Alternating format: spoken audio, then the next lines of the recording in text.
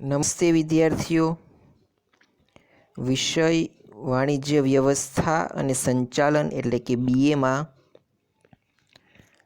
આપણે જે આપણું યુનિટ નંબર 8 એટલે કે ધંધાકીય મૂડીના પ્રાપ્તિ સ્થાનો તેના વિશેનો આપણે અભ્યાસ છેલ્લે કરી રહ્યા હતા.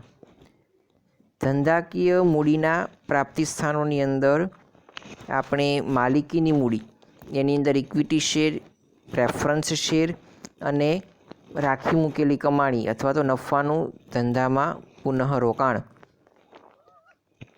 એ 3 મુદ્દાઓ જોયેલા. ત્યાર પછીનું હતું ઉછીની મૂડી. તો ઉછીની મૂડીની અંદર એ આપણે ડિબેન્ચર વિશે જોયેલું, બરાબર. પછી બોન્ડ વિશે જોયેલું. હવે આપણે એની પછી જ એક ઉછીની મૂડીનું સ્વરૂપ, બરાબર, એટલે કે લોન, એના વિશેનો અભ્યાસ કરવાનો છે. તો નાણાકીય સંસ્થાઓ દ્વારા જે ઉછીના પૈસા આપવામાં આવે છે એ છે લોન, બરાબર. એટલે કે જુદી જુદી નાણાકીય સંસ્થાઓ તરફથી એ આપણને પૈસા જે ઉછીના મળે છે એને લોન તરીકે ઓળખવામાં આવે છે. આપણે સામાન્ય રીતે નાણાકીય સંસ્થાઓ એટલે બેંક એવું જ સમજીએ છીએ, પરંતુ વાસ્તવમાં એ બંને અલગ અલગ છે. બેંક અને નાણાકીય સંસ્થા. એક જ ઉદાહરણ આપું તો આપણે આઈસીઆઈસીઆઈ છે એને આપણે એમ કહીએ છીએ કે બેંક છે. ખરેખર આઈસીઆઈસીઆઈ બેંક નહીં પરંતુ એક નિગમ છે, બરાબર. આઈડીબીઆઈ છે, જીડબલઆઈસી છે, જીએસએફસી છે, આઈએફસીઆઈ છે, આ બધી બેંકો નથી પરંતુ એક પ્રકારનું નિગમ છે. એટલે કે એ ફાઇનાન્સ સાથે વધારે સંકળાયેલું હોય છે. એનો આપણે અત્યારે અભ્યાસ કરવાનો છે.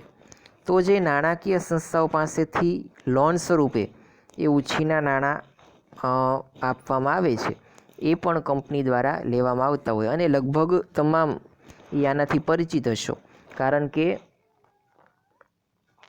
લોન તો એ કોઈના કોઈ વ્યક્તિએ, પછી હોમ લોન હોય, કાર લોન હોય કે વ્હીકલ લોન, એ લીધેલી જ હોય. હવે વિજ્ઞાન અને તકનીકી ક્ષેત્રે પરિવર્તનો થવાથી ઉદ્યોગ ધંધાનો વિકાસ વધ્યો, તેથી તેમની લાંબા ગાળાની મૂડીની જરૂરિયાત પણ વધી, બરાબર. વર્તમાન સમયમાં વિજ્ઞાન અને ટેકનોલોજીના ક્ષેત્રમાં જે કાંઈ પરિવર્તનો આવ્યા છે, બરાબર, તો એ પરિવર્તનને કારણે વર્તમાન સમયમાં ધંધો છે એ વધુને વધુ મોટો બનવા પામ્યો છે. તેને કારણે હવે ધંધાને ટૂંકા નહીં પરંતુ લાંબા ગાળાની એ મૂડીની જરૂરિયાત રહી છે. લાંબા ગાળાના પૈસા એ વ્યક્તિને રહે છે. વૈયક્તિક રોકાણકારો અને વ્યાપારી બેન્કો આ જરૂરિયાત પૂરી પાડી શકે નહીં, બરાબર. જે વૈયક્તિક રોકાણકારો અને વ્યાપારી બેન્કો હતી તે આ પ્રકારની જરૂરિયાતો એ પૂરી પાડી શકતી નથી. તેથી લાંબા ગાળાની મૂડીની જરૂરિયાતોને પહોંચી વળવા માટે દેશના વિશિષ્ટ નાણાકીય સંસ્થાઓની જરૂરિયાત ઉદ્ભવી, બરાબર, કે જે આ અંગેનું જ કાર્ય કરતી હોય એવી નાણાકીય સંસ્થાઓની જરૂરિયાત હતી. ભારતમાં આઝાદી પછી પંચવર્ષીય યોજનાઓ શરૂ થતાં ઔદ્યોગિક વિકાસ ઉપર ભાર મૂકવામાં આવ્યો, બરાબર. પંચવર્ષીય યોજનાઓની અંદર પણ ઉદ્યોગોનો વિકાસ થાય તેવા પ્રયત્નો કરવામાં આવ્યા. જાહેર ક્ષેત્રે તથા ખાનગી ક્ષેત્રે ઊભા થતા ઉદ્યોગોને લાંબા ગાળાની મૂડી મળી રહે તે હેતુથી ભારત સરકાર દ્વારા નાણાકીય સંસ્થાઓની સ્થાપના કરવામાં આવી. સાથે સાથે નાના અને મધ્યમ કદના એકમોને નાણાકીય સહાય મળે તે ઉદ્દેશથી રાજ્ય નાણાં નિગમોની પણ એ સ્થાપના કરવામાં આવી, બરાબર. એટલે કે બેંક અને નાણાં નિગમ આ બંનેની સ્થાપના એ ભારતમાં કરવામાં આવી. હવે આ બધી સંસ્થાઓનો મુખ્ય હેતુ જ એવો હતો કે જે દેશમાં ધંધા ઉદ્યોગ છે ને એને લાંબા ગાળાની મૂડી મળી રહે, બરાબર ને. પછી ખેડૂતોને એ મંડળી તરીકે પૈસા આપે છે, નવા ઉદ્યોગોને સ્થાપના માટેની લોન આપે છે. આવા અલગ અલગ સ્વરૂપે એ મૂડી પૂરી પાડવામાં આવે છે. હવે લાંબા ગાળાની ઉછીની મૂડી પૂરી પાડનાર કેટલીક મુખ્ય સંસ્થાઓ છે, એના નામ તમને અહીં આપવામાં આવેલા છે. બધા જ ના ફૂલ નામ સાથે તમારે એ યાદ રાખવાના છે. પેલું છે ભારતીય ઔદ્યોગિક નાણાં નિગમ, બરાબર, એટલે કે IFCI. Industrial finance corporation of India, બરાબર. Industrial finance corporation of India એટલે કે IFCI, ભારતીય ઔદ્યોગિક નાણાં નિગમ. પછી IDBI, તો IDBI એક બેંક છે, બરાબર. ભારતીય ઔદ્યોગિક વિકાસ બેંક એટલે કે industrial development bank of India, જેને IDBI તરીકે ઓળખવામાં આવે છે. પછી ભારતીય ઔદ્યોગિક શાખ અને રોકાણ નિગમ, બરાબર. આ જે એક નિગમ છે એટલે કે કોર્પોરેશન છે, જેને કહેવામાં આવે છે ICICI, બરાબર. ભારતીય ઔદ્યોગિક શાખ અને રોકાણ નિગમ, જે બેંક નથી પરંતુ નિગમ છે. Industrial credit and investment corporation of India. હવે તમે જુઓ, આપણે મોટે ભાગે કાર લોન કે હોમ લોન લઈએ છીએ, તો સરકારી બેંક SBI, BOI કે RBI ને બદલે આવી કોઈ બેંક હશે, એમાંથી જ એ લોન લીધેલી હશે, સેલ્ફ ફાઇનાન્સ બેંકમાંથી. આપણે એમ કહીએ છીએ કે અમે બેંકમાંથી લોન લીધી, પણ ખરેખર એ બેંક નહીં પરંતુ નિગમ હોય છે, બરાબર. Industrial credit and investment corporation of India એટલે કે ICICI, ભારતીય ઔદ્યોગિક શાખ અને રોકાણ નિગમ. પછી આપેલું છે ગુજરાત રાજ્ય નાણાં નિગમ, જે ગુજરાતનું છે. GSFC, Gujarat state finance corporation, બરાબર ને. ગુજરાત સ્ટેટ ફિનાન્સ કોર્પોરેશન એટલે કે GSFC, ગુજરાત રાજ્ય નાણાકીય નિગમ, એવું તમને આપેલું છે. પછી પાંચમું આપેલું છે ગુજરાત ઔદ્યોગિક રોકાણ નિગમ, બરાબર. ગુજરાત ઔદ્યોગિક રોકાણ નિગમ એટલે કે GIIC, Gujarat industrial investment corporation. આમ GIICનું ફૂલ ફોર્મ તમને આપેલું છે. હવે જે ઉપરોક્ત સંસ્થાઓ આપણે જોયેલી એ તમામના તમારે ફૂલ નેમ સાથે એ યાદ રાખવાના છે. હવે તમને અહીંયા એના કાર્યો એટલે કે જે તમારી ફિનાન્શિયલ ઇન્સ્ટિટ્યુશન્સ છે એટલે કે નાણાકીય સંસ્થાઓ છે, એણે કાર્ય શું કરવાનું છે, તો પેલું શેર ખરીદીને નાણાં પૂરા પાડે છે, બરાબર. તો જુઓ, નાણાકીય સંસ્થાઓ કંપનીઓની સ્થાપના વખતે તથા આધુનિકરણ કે વિસ્તરણ વખતે બહાર પાડેલ શેર ખરીદીને મદદ કરે, ઉપરાંત બાંહેધરી આપીને મદદ કરે છે. હવે લગભગ SPની અંદર એ બાંહેધરી કરાર એ મેં કરાવેલું કે બાંહેધરી કરાર એ શું છે કે તમે કોઈ વ્યક્તિ પાસેથી એવું જામીન કે બાંહેધરી લો કે ભાઈ મને લઘુત્તમ ભાવનું ન મળે, બરાબર, તો તમે શેર ખરીદી લેશો.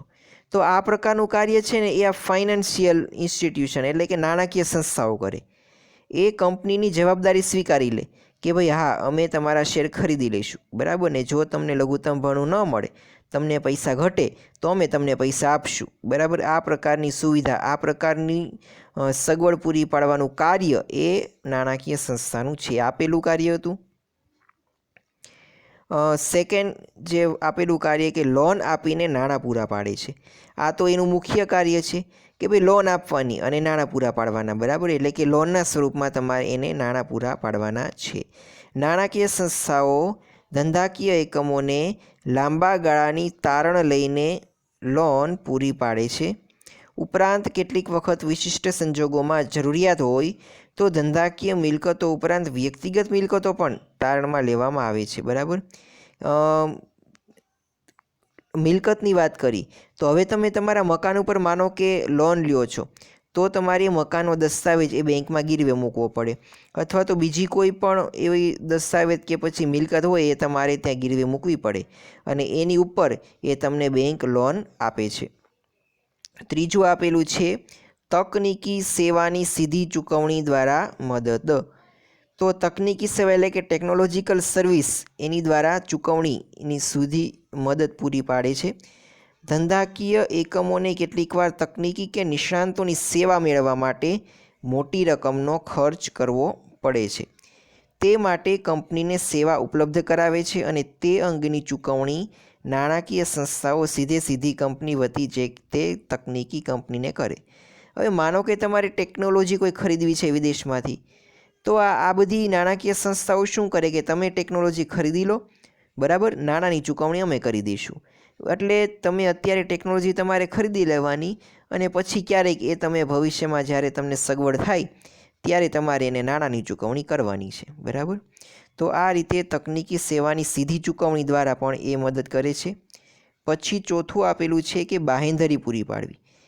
ધંધાકીય એકમોના જામીન બનીને અન્ય નાણાકીય સંસ્થાઓને સલામતીની ખાતરી આપે છે. આમ પરોક્ષ રીતે કંપનીઓને નાણાં મેળવવામાં મદદ કરે છે. ધંધાકીય એકમોના જામીન બને છે, બરાબર ને, અને નાણાકીય સંસ્થાઓને સલામતીની ખાતરી આપે છે. આમ પરોક્ષ રીતે કંપનીઓને નાણાં મેળવવામાં મદદ કરે છે કે ભાઈ અન્ય વતી એ બાંહેધરી લે છે નાણાકીય સંસ્થાઓ. પછી આપેલું છે કે અન્ય સેવાઓ. તો નાણાકીય સંસ્થાઓ કંપનીની સ્થાપનામાં મદદ કરે છે. બજાર સંશોધન, વિદેશી બજારોની માહિતી જેવી સેવાઓ પણ પૂરી પાડે છે. બરાબર, અન્ય કેટલીક સેવાઓ આપે કે ભાઈ કંપનીને સ્થાપના કરવી હોય તો સ્થાપના વખતે કંઈ નાણાંની જે કંઈ જરૂર હોય તો એ આ બધી બેન્કો, નાણાકીય સંસ્થાઓએ પૂરી પાડે છે. હવે કંપનીને માનો કે બજાર અંગે સંશોધન કરવું છે, માર્કેટ રિસર્ચ કરવું છે, તો પણ એને પૈસા પૂરા પાડે છે. પછી વિદેશી બજારોની માહિતી મેળવવાની પણ સેવા આપે કે ભાઈ વિદેશમાં જવું છે, બરાબર, અને બજારની માહિતી મેળવવી છે, તો તે માટે પણ એ ઉછીનું નાણું એ આપે છે અને સેવા પૂરી પાડે છે. તો આ રીતે તમને અહીંયા 5 જેટલા એ ફાઇનાન્શિયલ ઇન્સ્ટિટ્યુશન એટલે કે જે નાણાકીય સંસ્થાઓ છે તેના કાર્યો આપેલા છે.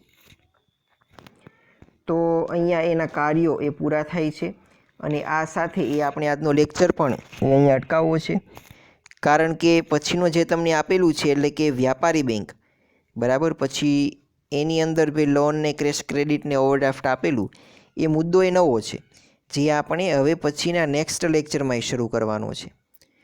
તો હવે આજનો જે તમારું આ હોમવર્ક છે, બરાબર, એ આજે આપણે જોયેલું કે નાણાકીય સંસ્થાઓ દ્વારા લોન, એ આખો મુદ્દો છે, એક વખત લખવાનો છે તમારે.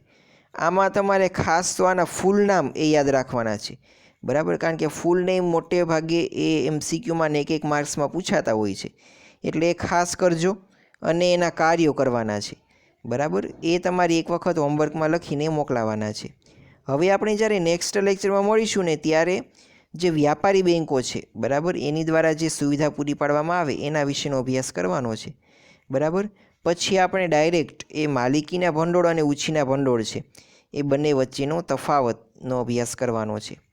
બરાબર, અને ત્યારબાદ એ આપણે આ યુનિટને પૂરું કરશું.